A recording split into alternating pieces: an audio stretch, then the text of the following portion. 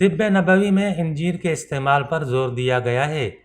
ایک روایت کے مطابق حضور پاک صلی اللہ علیہ وآلہ وسلم کے پاس کہیں سے انجیر کے تھال کا تحفہ آیا۔ آپ صلی اللہ علیہ وسلم نے قریب بیٹھے صحابہ سے فرمایا، کھاؤ، بلا شبہ یہ جنت کا پھل ہے، اس میں کھاؤ، یہ بواسیر کو ختم کرتی ہے اور جوڑوں کے درد میں مفید ہے۔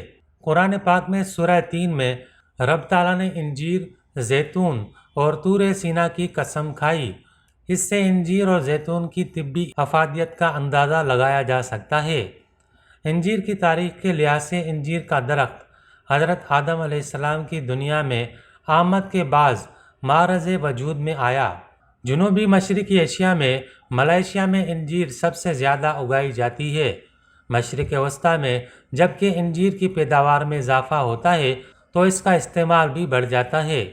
ملائیشیا کے علاوہ تھوڑی مقدار میں انڈونیشیا، تھائی لینڈ اور ویتنام میں بھی اگائی جاتی ہے۔ مزاج انجیر کا گرم درجہ اول اور تر درجہ دوم ہے۔ 5 سے 7 دانے تک کھائی جا سکتی ہے۔ طب قدیم میں انجیر کے فوائد: پیٹ نرم کرتی ہے، یعنی براز کو اعتدال میں لاتی ہے۔ صفرا سودا بلغم کو پکاتی ہے، اگر یہ نہ پکیں تو مختلف بیماریاں پیدا ہو جاتی ہیں۔ ریشے کو پتلا کر کے خارج کرتی ہے، ریشہ خارج کرنے کے لیے اس کا جوشاندہ کھانسی میں دیتے ہیں۔ پیشاب لاتی ہے، نیز تازہ انجیر کی افادیت خشک کی نسبت قوی ہوتی ہے۔ پسینہ لاتی ہے، یعنی فضلات بدن کو خارج کرتی ہے اور بخار میں مفید ہے۔ اس کا استعمال چیچک میں بے حد مفید ہے۔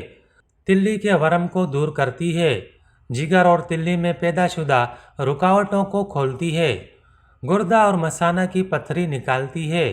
انجیر کو دودھ میں پکا کر پھوڑوں پر باندھتے ہیں۔ انجیر کو گرم پانی میں بھگو کر رکھیں، چند گھنٹے بعد جب اچھی طرح پھول جائے پھر کھائیں تو قبض کھولتی ہے۔ دانتوں کے لیے مفید ہے، دماغ کو قوت دیتی ہے، بدن کو فربا کرنے کے علاوہ چہرے کا رنگ نکھارتی ہے، منہ کی بدبو دور کرتی ہے، بالوں کو دراز کرتی ہے۔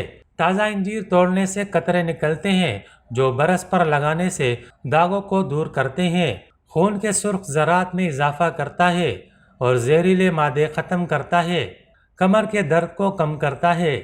میتھی کے بیج اور انجیر کو پانی میں پکائیں، پھر شہد ملا کر پئیں تو کھانسی کی شدت کم ہو جاتی ہے۔ اسٹوپروسس میں مفید ہے، اور اس کے علاوہ انجیر کے بے شمار فوائد ہیں جن سے اکثر لوگ ناواقف ہیں۔